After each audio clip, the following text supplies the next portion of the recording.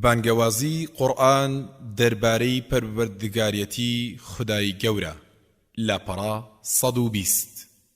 مەبەست لەم لێکۆڵینەوەی لەم چەند لاپەڕەی پێشوودا نوقمی دەریایەکی بووین دەربارەی بیرروڕاو دید و لۆچوونی نەتەوە گومڕاکان ئەوەیە کە پەردە لە ڕووی ڕاستیەک لادەین ئەویش ئەمەیە ئەو نەتەوانەی کە قورئان مۆری گومڕایی و سەر لێشێواوی و ئاشوبژێر و زاڵمی لێدابوون هەر لە کۆنەوە تا کاتی هاتنە خوارەوەی قورئان نەتەوەیەکیان تێدا نەبوو باوەڕی نەبێ بە هەبوونی خودای گەورە هەروەها ملە جڕەی ئەوەیان نەدەکرد لەوەی کە خودای گەورە پەروەردگارە بەڵکو گومڕایی بنەڕەتی هاوبەش لە نێوان هەمویاندا ئەوە بوو کە مانای ڕەبیان کرد بە دوو بەشی جیا لە یەک کە لە سەرەتای ئەم بابەتەوە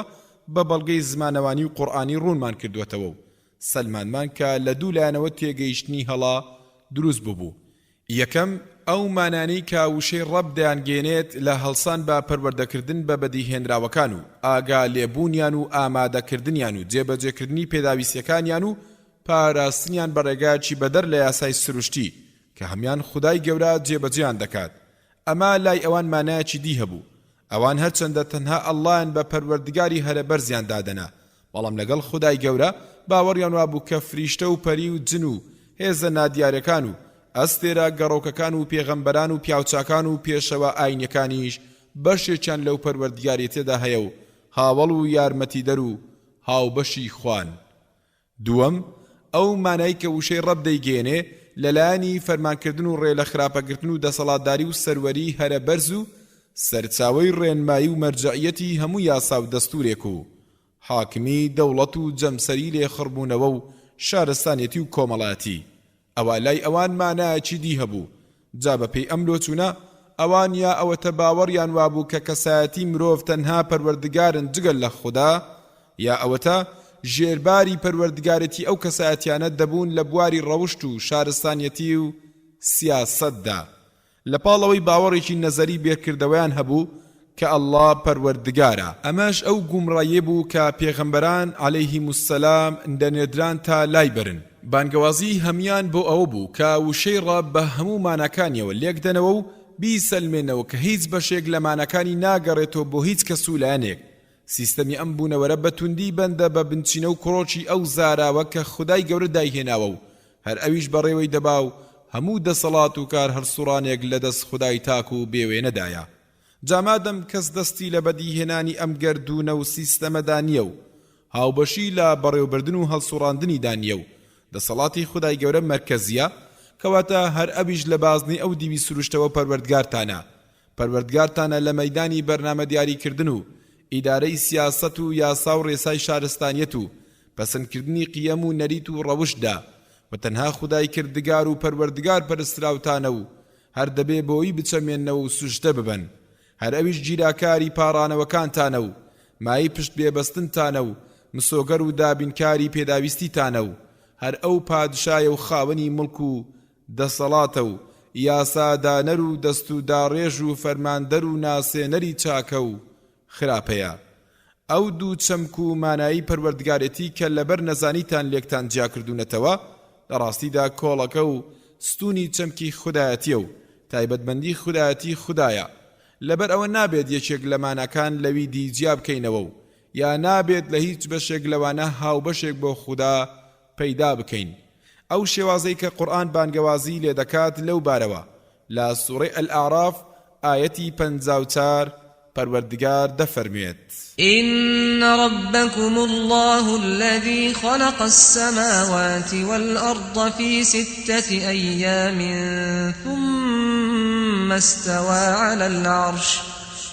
ثم استوى على العرش يغشي الليل النهار يطلبه حثيثا والشمس والقمر والنجوم مسخرات بأمره ألا له الخلق والأمر تبارك الله رب العالمين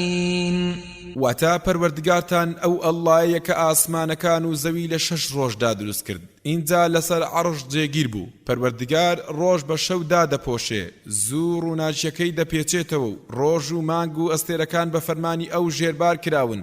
مەگەر نازانن کە بەدیهێنان و فەرمان بەدەست ئەوە و بەس گەورەی و پیرۆزی و خێروبێری زیاد بێ پەروەردگاری جیهانیەکان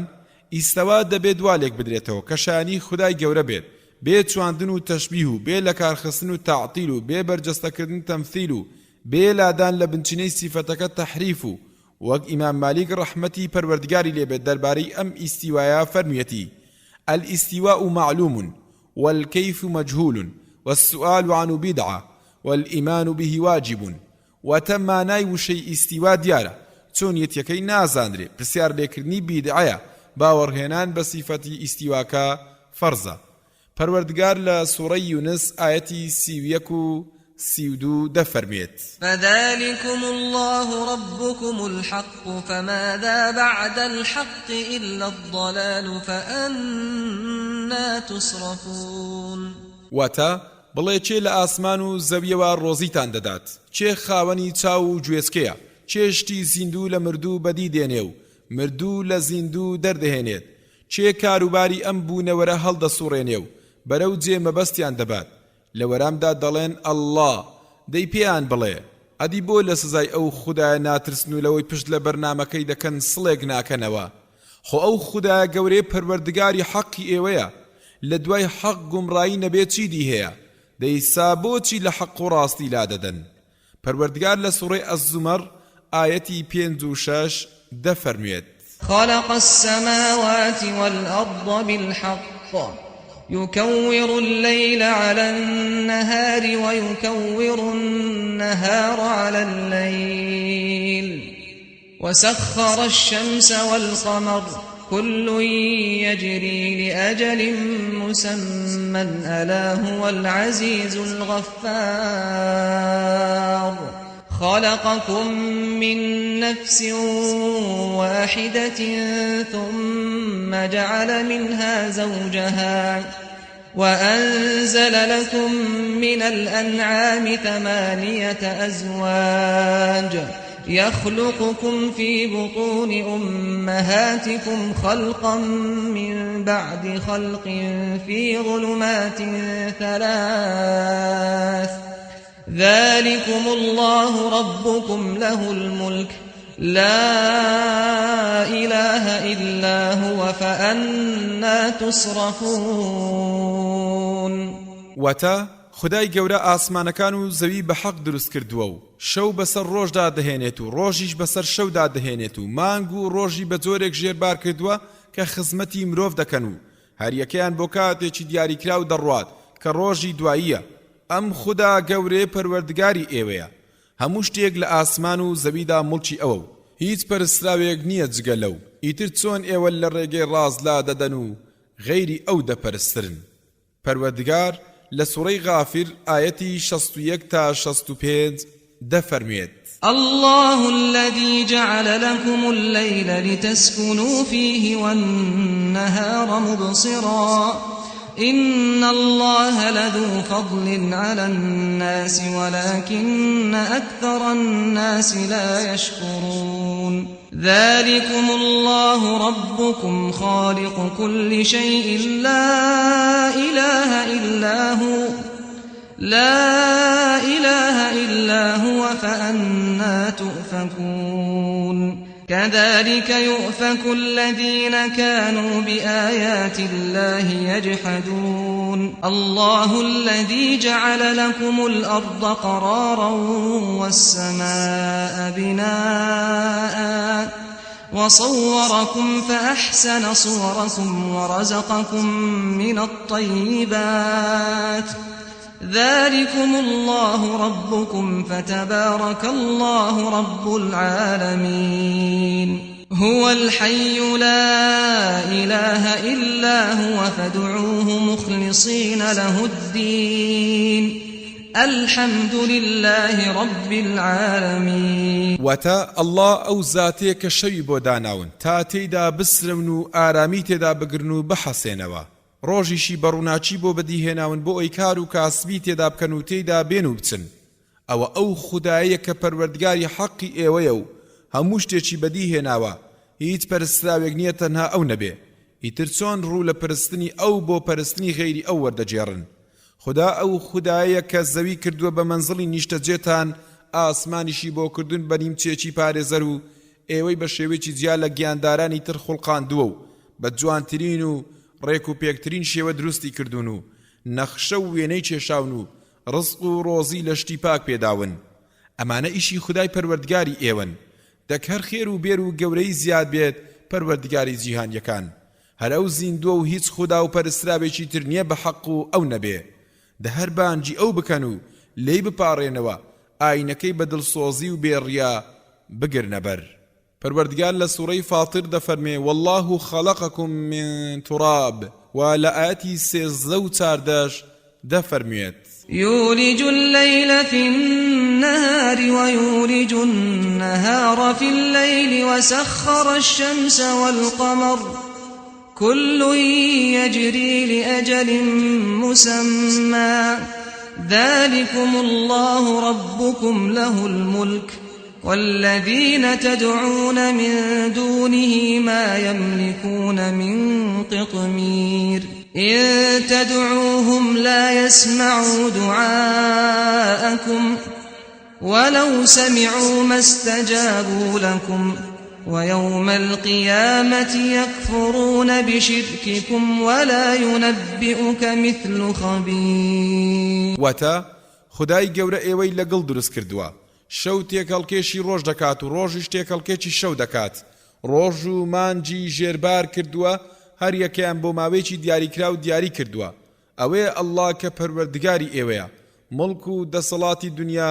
هەموو هی ئەوە. ئەوانەی لە غەیری پەروەردگار دەپاڕێنەوە و داوا دەکەن. لەم دنیادا پشکیان بەقەدەر ئەو پەردەتەنکەی بەسەر ناوکە خورماکەوەیە نییە. ئەگەر بانجیان بکەن ناتان بیستن و بشبیستن وەرامتان نادەنەوە چونکە توانایان نییە. ڕۆژی قیامەتیش لێتان بێبەری دەبن و زۆریان پێ ناخۆش دەبێت کە ئەوانتان کردووە بە هاوڵ و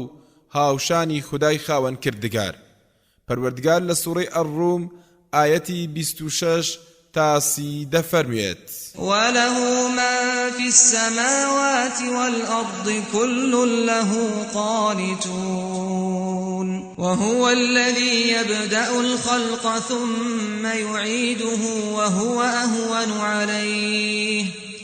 وله المثل الأعلى في السماوات والأرض وهو العزيز الحكيم. ضرب لكم مثلا من أنفسكم هل لكم مما ملكت أيمانكم من شركاء فيما رزقناكم فأنتم فيه سواء تخافونهم كخيفتكم أنفسكم كذلك نفصل الآيات لقوم يعقلون بل اتبع الذين ظلموا أهواءهم بغير علم فمن يهدي من أضل الله وما لهم من ناصرين. فأقم وجهك للدين حنيفا فطرة الله التي فطر الناس عليها لا تبديل لخلق الله ذلك الدين القيم ولكن أكثر الناس لا يعلمون. واتا هەرچی لە ئاسمانەکان و زەویدایە هی خوددان و ئەو بەدیهێناون و بەڕێوەیان دەبا و هەمووشیان ملکەتی خوددان. خدای گەورە هەر لە خۆتانەوە نمونەیەکی بۆ هێناونەوە. ئایا هیچ کامێکتان ڕازیە بەوەی کە ئەو کۆیلەی کە هەیەی ببێتە هاوڵ و هاوبەش لەو ماڵی کە هەیەی و خوا پێی بەخشیوە وەکو یەک بنتیایدا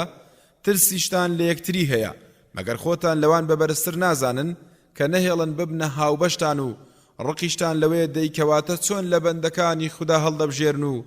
دەیانکەنە هاوڵ بۆ خوددا. ئێمە ئاوا نیشانە و بەڵگا دەهێنینەوە بۆ کەسانێک کە تێبفکرن و عەقڵ و ژیریان بخەنە گەڕ. بەڵام هەن کە بەبێ هیچ بەڵگە و زانیاریەک هیچ لەم پند و ئامۆژگاریە وەرناگرن و بە عەقڵ بیر ناکەنەوە و بەدوا هەوا و ئارەزووی خۆیان دەکەون.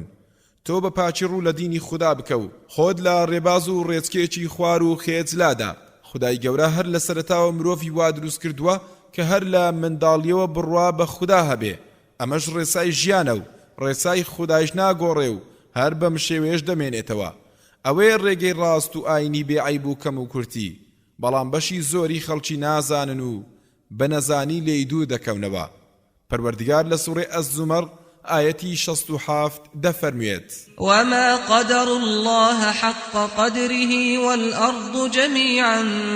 قبضته يوم القيامة والسماوات مطويات بيمينه سبحانه وتعالى عما يشركون. واتە بەو شێوەی کە پێویستە و شیاوە ڕێزیان لە خوددا نەگرتووە و بە گەورەیان نەزانیوە، لەگەڵەوەش خودای گەورە ئەوەندە بەدەسەڵاتە لە ڕۆژی دواییدا زەوی بەو گەورەیی هەمووی لە دەستی خوددادایە و ئاسمانەکان بەدەستی ڕاستیەوە لولن. پاچی بۆ پەروەردگار لەوەی هاوڵی پەیداکەران وەسفی دەکەن و هاوڵی بۆ پەیدا دەکەن. پەروەردگار لە سوورەی ئەل-جاثیە ئاەتی 36 و 37 دەفەرموێت: فلله الحمد رب السماوات ورب الأرض رب العالمين وما قدر الله حق قدره والأرض جميعا قبضته يوم القيامة والسماوات مطويات بيمينه سبحانه وتعالى عما يشركون. واتە سپاس و سایش بۆ ئەو خودایی کە پەروەردگاری ئاسمانەکان و زەویە و پەروەردگاری هەموو جیهانیانە و هەر ئەو خاوەن ڕێز و گەورەی و دەسەڵاتی ناو ئاسمانەکان و زەویە و هەر ئەو زاڵ و دانایە. پەروەردگار لە سوورەی مەڕیەم ئاەتی 65 دەفەرموێت: رب السماوات والأرض وما بينهما فاعبده واصطبر لعبادته هل تعلم له سميا. واتە خودای گەورە پەروەردگاری ئاسمانەکان و زەویە و ئەوەی لە نێوانیشیانە جا هەر ئەو بپەرستە و ئارامگر بە لەسەر پەرستنی. ئایا کەس دەزانی و دەناسێ لە وێنە و سیفاتی ئەودا بێت؟ پەروەردگار لە سوورەی هود ئاەتی 123 دەفەرموێت: ولله غيب السماوات والأرض وإليه يرجع الأمر كله فاعبده وتوكل عليه وما ربك بغافل عما تعملون. واتە نادیاری ئاسمانەکان و زەوی تەنها خوددا دەیزانێ و کەسی دی نایزانێ. هەموو شتێک و فەرمانێک دەگەڕێتەوە لای ئەو تا داوەری بکات، بیپەرستە و پشتی پێ ببەستە. پەروەردگار لە سوورەی ئەل-مزەممیل دەفەرموێت: رب المشرق والمغرب لا إله إلا هو فاتخذه وكيلا. واتە خودای گەورە پەروەردگار و کار هەڵسوڕێنەری بەدیهێنراوەکانە و خاوەنی ڕۆژهەڵات و ڕۆژ ئاوایە. هیچ خودایەکی بەڕاستی نییە ئەو نەبێ کەوابوو بی کە بە بریکاری خۆت و بە تەنها پشتی پێ ببەستە و کاروبارت بدە دەست ئەو. پەروەردگار لە سوورەی ئەل-ئەنبیا ئاەتی 92-93 دەفەرموێت: إن هذه أمتكم أمة واحدة وأنا ربكم فاعبدون وتقطعوا أمرهم بينهم كل إلينا راجعون. واتە ئەمە ئومەتەکەی ئێوەیە، یەک ئومەتە و منیش خودای پەروەردگارتانم. بەڵام خەڵکی دوای پێغەمبەرەکانیان لە نێوان خۆیاندا بوونە چین و دابڕ هەر یەکەی بە دوای ئاینێک کەوتن، هەمووشیان بۆ لای ئێمە دەگەڕێنەوە و ئێمەش لیان دەپێچینەوە. پەروەردگار لە سوورەی ئەل-ئەعراف ئاەتی 3 دەفەرموێت: اتبعوا ما أنزل إليكم من ربكم ولا تتبعوا من دونه أولياء قليلا ما تذكرون. واتە شوێنی ئەو قورئانە بکەون کە لەلایەن پەروەردگارتانەوە بۆتان نێردراوە، دوای ڕێبازی غێری وی مەکەون و خاوەن ڕێبازەکانیش مەکەن بە مشورگێر و گەورە و پشتیوانی خۆتان. پەروەردگار لە سوورەی ئالی ئەمران ئاەتی 64 دەفەرموێت: قل يا أهل الكتاب تعالوا إلى كلمة سواء سواء بيننا وبينكم ألا نعبد إلا الله ولا نشرك به شيئا ولا يتخذ بعضنا بعضا أربابا من دون الله فإن تولوا فقولوا اشهدوا بأننا مسلمون. واتا بڵێ ئەی خاوەن پەیامە ئاسمانیەکان وەرنە سەر وشە ڕاست و دروستەکەی نێوان ئێمە و ئێوە کە بریتێ لەوەی جگەل لە خوددا کەسی دی نەپەرستین و کەس نەکەین بە هاوبەشی خوا و هەندێکمان خۆمان نەکەین بە خودای هەندێکی ترمان و لە جێی خودای گەورەی ئاسا بۆ یەکتری دانەنین و لەسەری بڕۆین وەکو چۆن جوولەکە و دیانەکان گوێڕالی زانەکانی خۆیان کرد لە حەڵاڵ و حەرامکردندا. پەروەردگار لە سوڕەی ناس ئاەتی 1 تا 3 دەفەرمێت قل أعوذ برب الناس ملك الناس إله الناس وتبلي پنادا بمبر پروردگاری خلچی گەورە و سەرۆک و پادشای خەڵکی خدای پەرستراوی خەڵکی. پەروەردگار لە سوڕەی ئەلکەهف ئاەتی 110 دەفەرمێت فمن كان يرجو لقاء ربه فليعمل عملا صالحا ولا يشرك بعبادة ربه أحدا. واتا ئەو کەسەی دەیەوێت بە دیداری خوددا شاد بێت و پاداشتی خوددا وەرگرێ و لە سزاکەی وە دوورکەوێتەوە با کردەوەی چاک بکات و جگەل لە خوددا مەبەستی هیچ شتی تر نەبێ نەبادا ئەو شتە ببێتە هاوڵ پەیداکردن بۆ خوددا و خوددا کردەوەی پاک و بێگەر نەبێ وەری ناگرێ. بە خوێندنەوەی ئەم ئاەتانەی کە لەسەرەوە بۆ بیسەرانمان هێناوە بەدیار دەکەوێت کە قورئان پەروەردگاریەتی بەرامبەر فەرمانڕەواتی خاوەنداریەتی بەکارهێناوە و بۆمان باز دەکات کە ڕەب بریتێت لە فەرمانڕەوای هەرە بەرز و ڕەها و مطلقی ئەم بوونەوەر و خاوەن و ئاراستەوانی تاک و تەنهایی ئەم بوونەوەرەیە و بێ هاوڵە. لەم دیدەوە و لەسەر ئەم بنچینە و زەمینەیەوە کە باوەڕمان وایە تەنها خودای گەورە پەروەردگاری ئێمە و پەروەردگاری هەموو جیهانیانە پەروەردگارمان و جێبەجێکاری داخوازیەکانمانە بەو شێوەیە هەر ئەو مسۆگەری مافمانە و پارێزەر و جێگەی ئومێدمانە و گوێڕالیکردنی خودداش بەو شێوەیە ئەو بنچینە فیتڕیە سروشتیە ڕاستیەیە کە بنچینەی ژیانی کۆمەڵایەتی لەسەر شێوەیەکی ڕاست و ڕەزابەخش لەسەردا دەمەزرێت. بەم ئیعتیبارەشە کە خودای گەورە شایانی ئەوەیە کە ئێمە و هەموو بەدیهێنراوەکانی دی بیپەرستین لێ ببڕین بۆی و ملکەتی بکەین بەو ئیعتیبارەش کە ئەو خاوەنی ئێمە و هەموو شتێکە و فەرمان ڕەوا و دەسەڵاتدار و گەورەمانە. لە ڕاستیدا لە هەموو زەمانێکدا عەرەبەکان و گەلە نەفامەکان بە هەڵەدا چووبوون و تا ئەم ڕۆژ هەر بە هەڵەدا دەڕۆن کە ئەو چەمکومانە گەورە و گشتی ڕوبوبیەدا بەش دەکەن بۆ 5 بەش. اینجا بە خەیاڵی خۆیان وا تێدەگەن ئەم 5 زمانایە هەر یەکیان بۆ چەند زاتێک و چەند کەسێک دەگەڕێتەوە تا گەیشتنەوەی کە بێد و دڵی بڵێن بە تەواوی ئەو مانایانە بۆ چەند خوددا تاشراوێک دەگەڕێنەوە. جا قورئان هاتوو بە بەڵگە بەهێز و ئێقناعیەکەیەوە سەلماندی کە هیچ ناگونجێ و ڕێی تێناچێت کە لەم سیستەم و یاسا مەرکەزیەی لەو بوونەوەرەدا هەیە کارێک لە کارەکانی ڕوبوبیە زۆر بێیان کەم بگەڕێتەوە دەستیەکێک لە غەیری خوددا کە دەسەڵاتی مەرکەزی بوونەوەری لە دەستدا نەبێ. هەر ئەم مەرکەزیەتە لەم سیستەم و ڕێخستنەدا دەیسەلمێنێ کە هەموو جۆرەکانی ڕوبوبیە تایبەتە بە خودای تاک و تەنیا و بێوێنە کەم یاسا و سیستەمە ناوازەیی لەم بوونەوەرەدا هێناوەتە بوون و بەڕێوەی دەبات.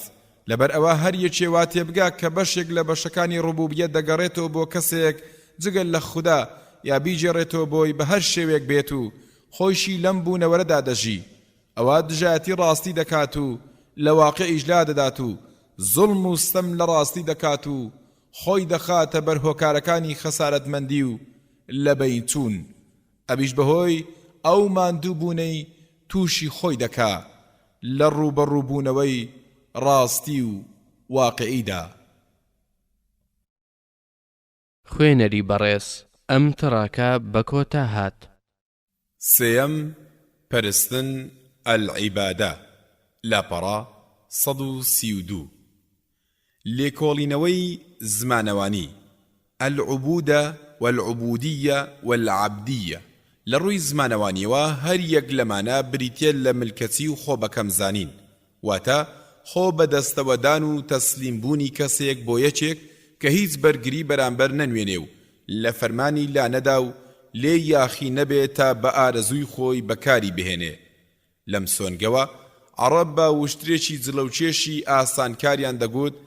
بەعیر معەبەد طەریق معەبەد ڕێگایەکی خۆشکراو کە خەڵک پێیدا ڕۆیشتووە. عیبادات لەم ڕوانگە زمانەوانیەوە مانای بەندایەتی و گوێڕالی و بە خودادانان و خزمەتکردن و ڕێلێگرتن و مەنەعکردن دێت. لە فەرهەنگی لیسان العەراب لە ژێر مادەی عین و با و دال بەو شێوەی خوارەوە هاتووە کە بە کوردکراوەیی دەیخەینە ڕوو. یەکەم العەبد بەندە و کۆیلا پێچەوانەی ئازادە کە دەڵێن تەعەبد الرەجل واتە کردی بە کۆیلا یا بە شێوەی کۆیلە لەگەڵیدا جوڵایەوە. هەروەها عەبەدە الرەجل و ئەعبەدەه و ئەعتەبەدەه هەر بەو مانایانە دێت.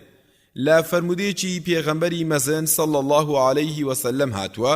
کە فەرموویەتی من دوژمنی سێ کەسم، یەکێ لەوانە رجل اعتبد محررا، لە ڕیوایەتێکی دیدا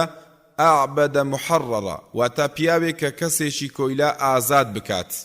لە قورئانیشدا هاتووە کە موسا پێغەمبەر سەلامی خودای لێبێت بە فیرعەونی فەرموو وتلك نعمة تمنوها علي أن عبدت بني إسرائيل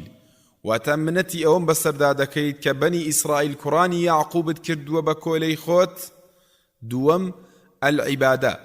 جوێڕالیەکە ملکەچی لەگەڵ دابێ. عبد الطاغوت واتا جوێڕالی تاغوتی کرد. ئیاکە نعبود واتا بەو شێوەیە جوێڕالی دەکەین کە ملکەچی تێدا بێت و ئەمەش تەنها بۆ جەنابت دەکەین. ئەعبەدوا ڕەبەکم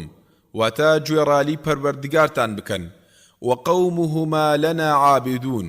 واتا نەتەوەکەی وان ملکەچی ئێمەن. هەر کەسێ ملکەچی پادشایەک بێت و گوێڕالی دەستور و فەرمانی بکە پێی دەگوترێ عابید. ابن الأنباری دەڵێ فڵان عابید واتا ئەو ملکەچی خودایە و خۆی بەدەست فەرمانی ئەو داوە. سێم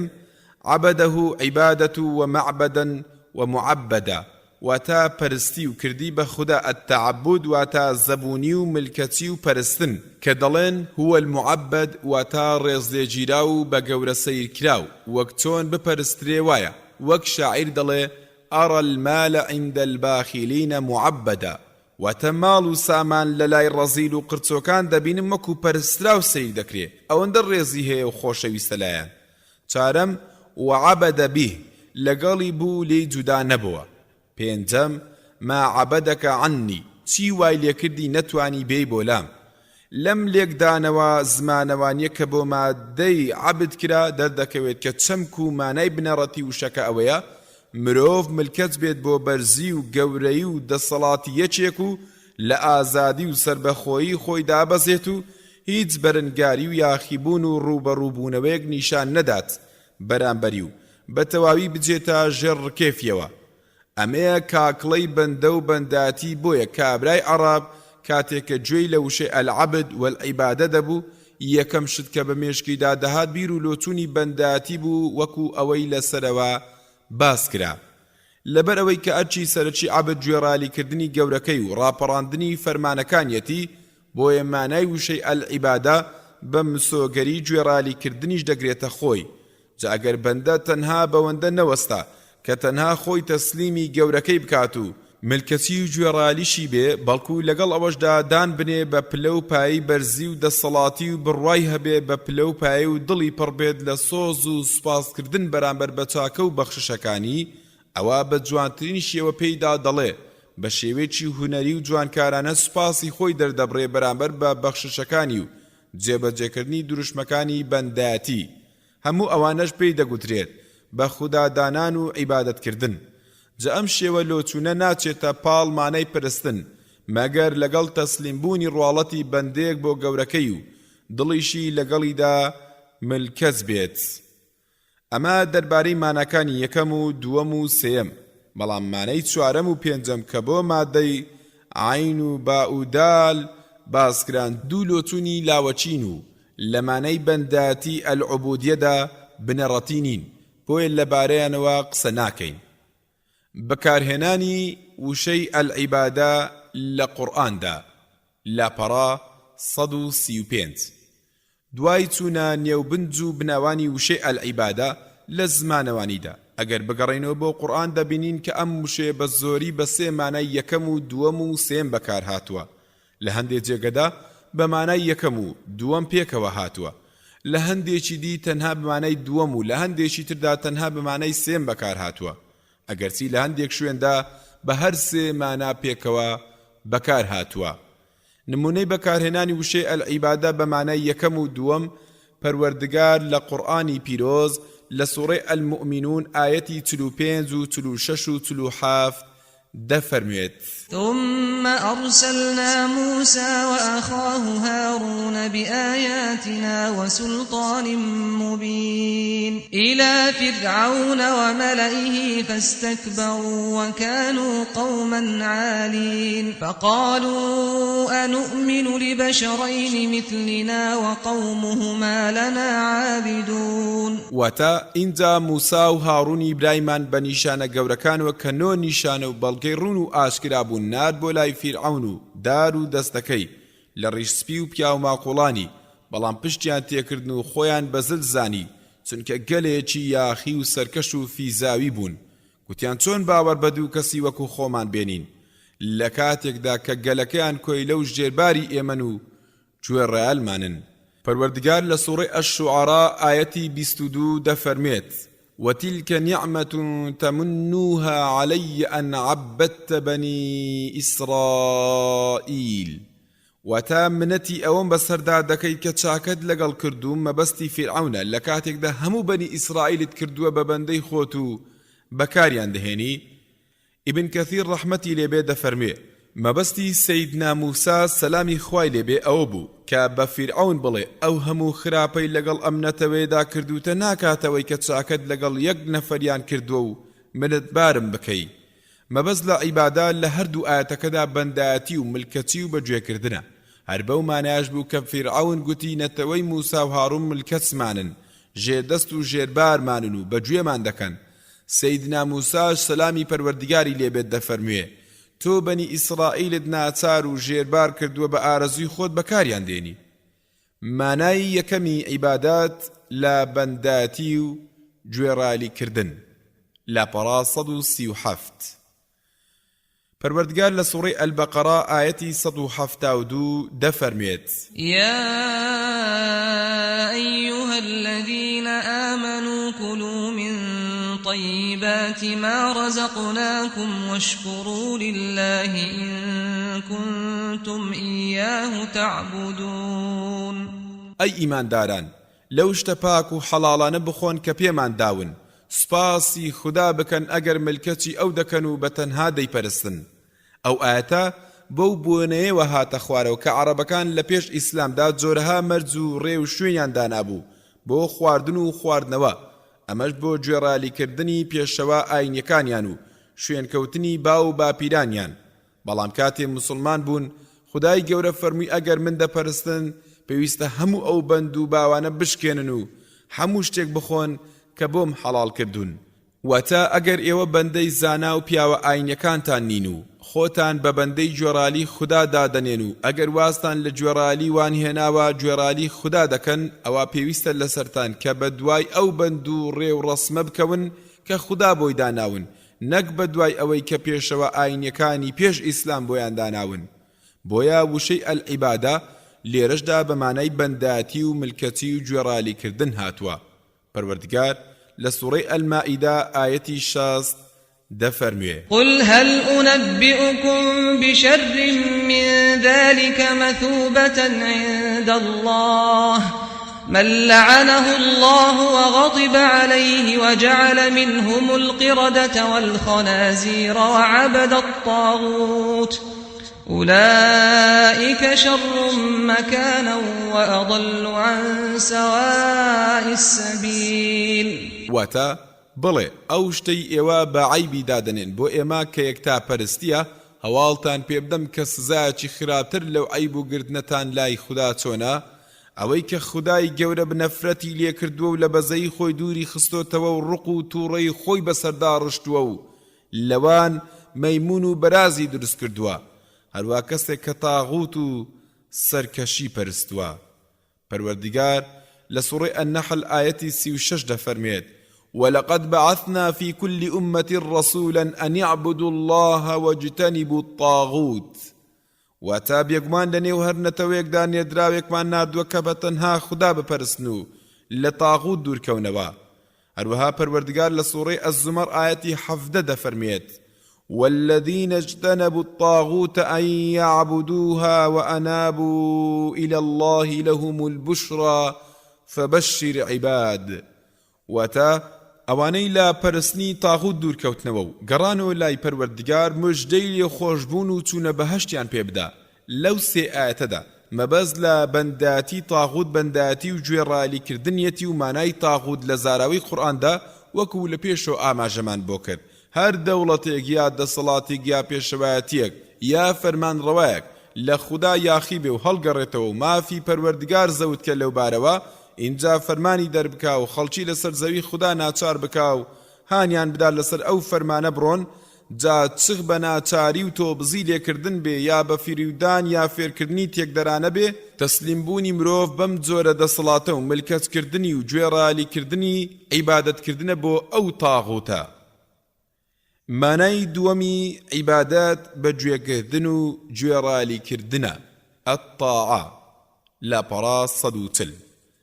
لێرەدا ئەو ئاەتانە دەهێنین کە زاراوەی عیبادەتیان تەنها بمانەی دووەم تێدا هاتووە. پەروەردگاری گەورە لە سوڕەی یاسین ئاەتی 60 دەفەرموێت: ألم أعهد إليكم يا بني آدم ألا تعبدوا الشيطان إنه لكم عدو مبين. واتا أي بنيادم الرو ياخي بوانا ئایا من لەسەر زمانی پێغەمبەران ئاگادارم نەکردنەوە و ئامۆژگاریم نەکردن کە گوێڕالی شەیطان نەکەن؟ بەڕاستی شەیطان دوژمنێکی ئاشکرای ئێوەیە. دەزانین لەم دنیادا کەس دڵی بۆ پەرستنی شەیطان ناچێ، هەموو کەسێ لە خۆی دوور دەخاتەوە و نەفرەتی لێ دەکا. بۆیە پەروەردگار لە ڕۆژی دواییدا کە تاوان دەداتە پاڵ بنیادەم لەسەر ئەوە نیە کە شەیطانی پەرستووە، بەڵکو لەسەر ئەوەیە کە گوێڕالی کردووە و بە خێرایی بەو ڕێگانەدا ڕۆیشتون کە شەیطان پێی نیشانداون. پەروەردگار لە سوڕەی ئەس-سافات ئاەتی 22-23 دەفەرمێت: احشروا الذين ظلموا وأزواجهم وما كانوا يعبدون من دون الله فاهدوهم إلى صراط الجحيم. و 27 دەفەرمێت: وأقبل بعضهم على بعض يتساءلون قالوا إنكم كنتم تأتوننا عن اليمين قالوا بل لم تكونوا مؤمنين وما كان لنا عليكم من سلطان بل كنتم قوما طاغين. واتا ستەمکاران و هاوێنەکانیان کۆکەنەوە، زیناکار لەگەڵ زیناکار، شەرابخۆر لەگەڵ شەرابخۆر و هەروەها لەگەڵ ئەوانەی لە باتی خوددا دەیان پەرستن، ڕێگەی دۆزەخیان نیشاندن، چونکە ڕێی ڕاستیان لە دنیا نەگرت. ئەم شوێن کەوتووە سەر لێ شێوا و گومڕانە لە ڕۆژی دواییدا لەگەڵ سەرۆکەکانیان و ڕوبەڕوو دەبن و لۆمەی یەکتر دەکەن. شوێن کەوتوان بە سەرۆکەکانیان دەڵێن: ئێوە هەمیشە ڕێگەی ڕاستان لێدەگرت، لەلانی ڕاستی و خێرخوازیەوە بۆ لامان دەهاتن تا بڕواتان پێ بکەین. سەرۆکەکانیش دەڵێن: نەخێر، ئێوە خۆتان لە وەرگرتنی ئیمان دڵتان ڕەق بوو، ئێمە هیچ دەسەڵاتێکمان بەسەر ئێوەدا نەبوو، خۆتان کۆمەڵێکی سەرکەش و لە ڕێ دەرچوو بوون. بەوردبوونەوە لە گفتوگۆی نێوان پەرستیار و پەرستراوان دەردەکەوێت کە مەبەست لە پەرستراوەکان بت و خوددا داتاشراوەکان نین کە نەتەوەکە دەیان پەرستن، بەڵکو ئەو پێشەوە و چاوساغانەی خۆیان وان نیشان دەدا کە ڕێنما و ئامۆژگاری کەری خەڵکن، لە بەرجی پیاوچاک و داوێن پاکانەوە هاتنە پێشەوە فریویان دابوون بە تەسبیح و جوبەکانیان و قەد و قیافەی ڕواڵەتیان، وایان کردبوو کە شوێنیان کەون و فیتنە و ئاژاویان بڵاو کردبەوە بە ناوی چاکردن و چاکەکاری و چاکەخوازی. جا لە ساییکردنەوە و چاولێکردنەوەیەکی کوێرانەی ئەو جۆرە کەسانە کە شوێنکەوتنی فەرمانەکانیان کەوتۆتە بازنەی پەرستنیانەوە، ئەمەش کە خودای گەورە لەم ئاەتە بە وشەی عیبادات دەربڕیوە. پەروەردگار لە سوڕەی ئەت-تەوبە ئاەتی 31 دەفەرموێت: اتخذوا أحبارهم ورهبانهم أربابا من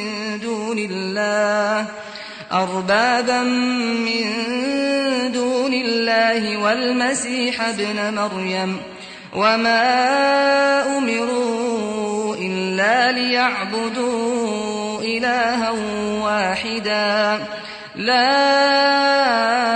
إله إلا هو سبحانه عما يشركون. واتا اوانا فلو جولەکەکان حبر و ڕاهیبەکان خۆیان کە پیاوی دینیان بوون لەباتی خودای گەورە کردبووە خوای خۆیان. هەروەها سەیدنا عیسای کوڕی مەڕیەم لە کاتێکدا کە فەرمانی ئەوان لێ تەئکید کرابوو کە تەنها پەروەردگاری تاک و تەنها و پاک بپەرستن مەبەست لە بەخوادانانی زانا و پێشەوە ئاینەکانیان و پەرستنیان لەلایەن خەڵکەکەوە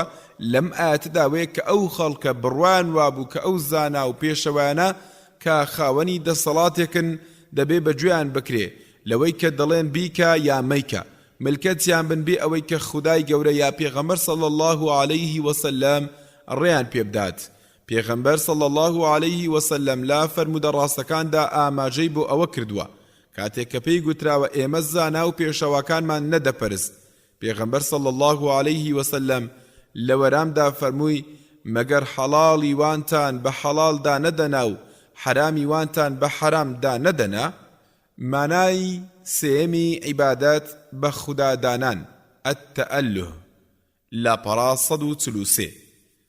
با ئێستا سەیری ئەو ئاەتانە بکەین کە وشەی ئەلعیباداتیاندا بە مانای سێم هاتووە و با ئاگاداری ئەوەش بین کە لێرەدا مانای عیبادەت لە بە خودادانان بە پێی ئەوەی کە لە قورئاندا هاتووە دووشت دەگرێتە خۆی.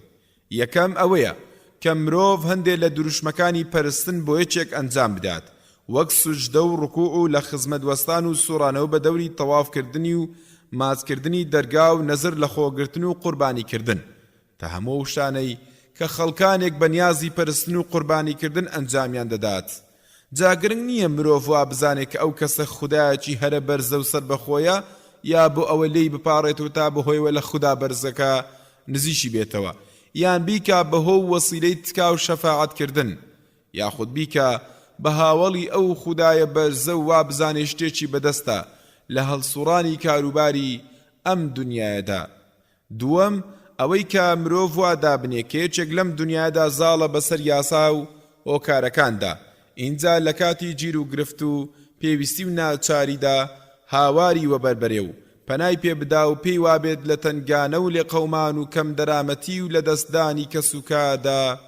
بەهانایەوە دێت. ئەم دوو شێوەیە لە کردداری مرۆڤدا هەردووچیان دەستنە ناو بازنەی ماناکانی بە خودادانان بە پێی ئەم ئاەتانە.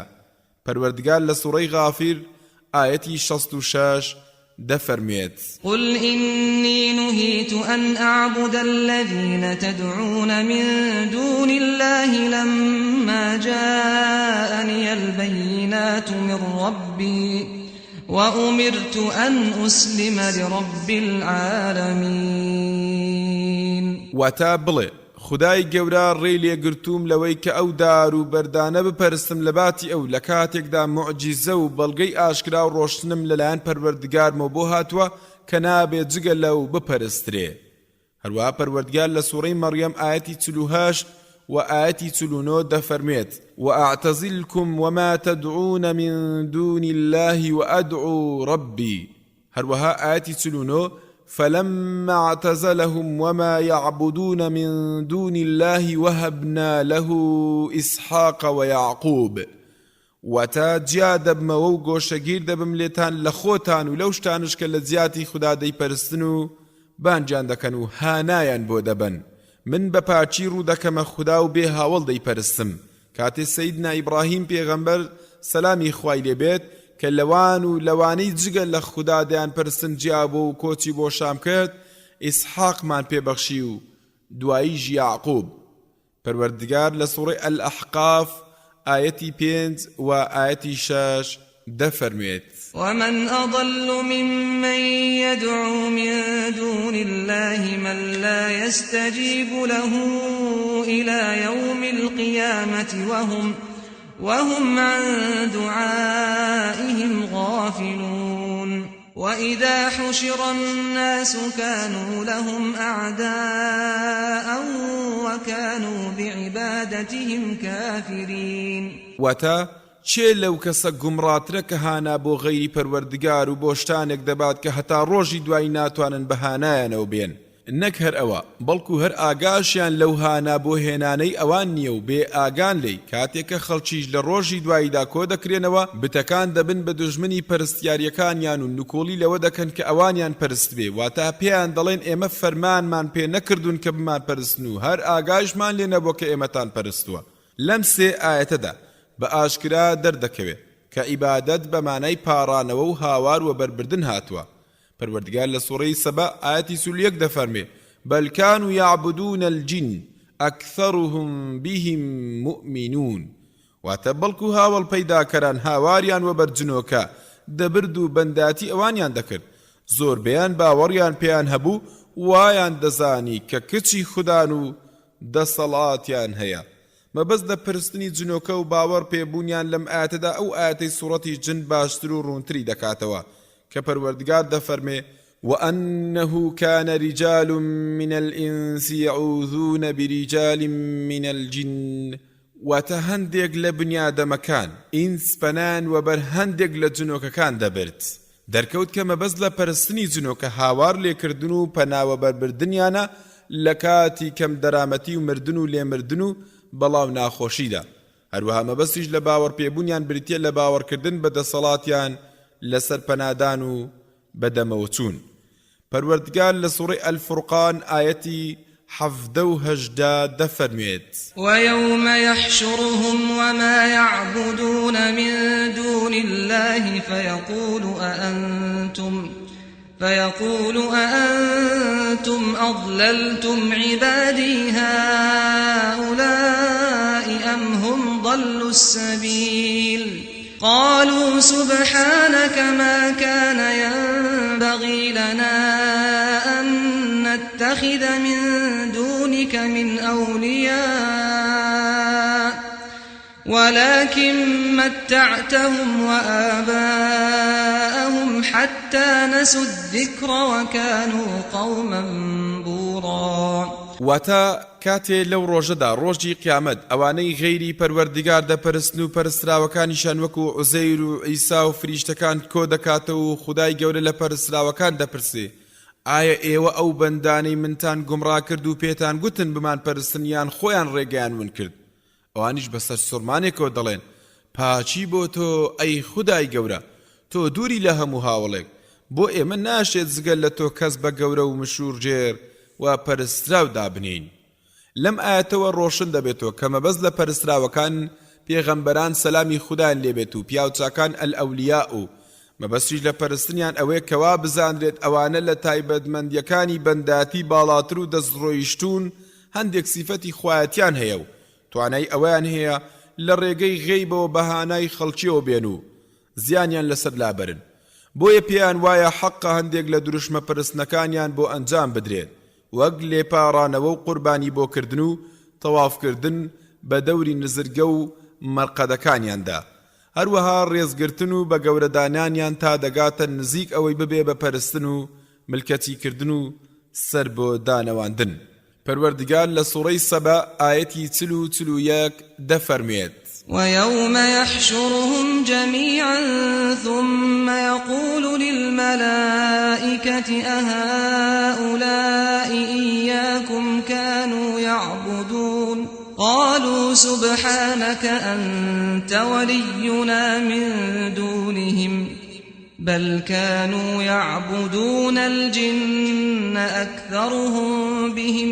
مؤمنون واتا لو روجدا كخداي گەورە هاوڵ پەیداکەران و پەرستراوەکانیان فریشتەکان کۆ دەکاتەوە پاشان بە فریشتەکان دەفەرمووی ئایا ئەوانە کە ئێوەیان دەپەرست ئێوە فەرمانتان پێکردبوون دەڵێن پاچی بۆ تۆ خودایە تۆ بەرزتری لەوەی کە کەس هاوڵت بێ و هەر تۆ گەورە و خدا و پەرستراوی ئێمەی و ئێمە لەوان بێبەرین و تەنها تۆ دۆستی ئێمەی نەک ئەوان جا مەبەست لە پەرستنی فریشتان لەم ئاەتەدا بە خودا دانانیانە و ملکەسکردنە بۆ پەیکەر و وێنە و خەیاڵەکانیان هەروەکە خەڵکی سەردەمی نەفامیەتی وایان دەکرد مەبەست لەمەش ڕازیکردنیان بوو بەو ئومێدەی گوایە داوای سۆز و بەزەیان لای خودای مەزن بۆ دەکەن و لە کاروباری دنیادا پشتیان دەگرن پەروەردگار لسورة يونس آيتي هجدا دفرميت ويعبدون من دون الله ما لا يضرهم ولا ينفعهم ويقولون هؤلاء شفعاؤنا عند الله قل أتنبئون الله بما لا يعلم في السماوات ولا في الأرض سبحانه وتعالى عما يشركون واتا هاوڵ پەیداکەران شتانێکی غەیری پەروەردگار دەپەرستن کە نە زیانیان پێدەگەن و نە قازانج دەیان پەرستن و دەڵێن ئەوانە تکاکارن لای خودای مەزن.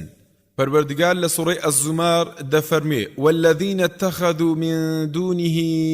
أولياء ما نعبدهم إلا ليقربنا إلى الله زلفى واتا ئەوانەی جگەل لە خوا سەرپەرشتیاری تریان گرتووە و بە گەورەی خۆیان داناون دەڵێن ئێمە بۆ ئەوە دەیان پەرستین تا پلێک لە خودامان نزیک بکەنەوە بۆمان بپاڕێنەوە. مەبەست لە عیبادەت لەم ئاەتەدا دیسان بە خوددا دانانە و ئەو مەبەستە شتەیدا ڕوون کراوەتەوە کە لە بەرچی هاوڵ پەیداکەران دەیان پەرستن. خوێنەری بەڕێز ئەم تڕاکە بە کۆتا هات.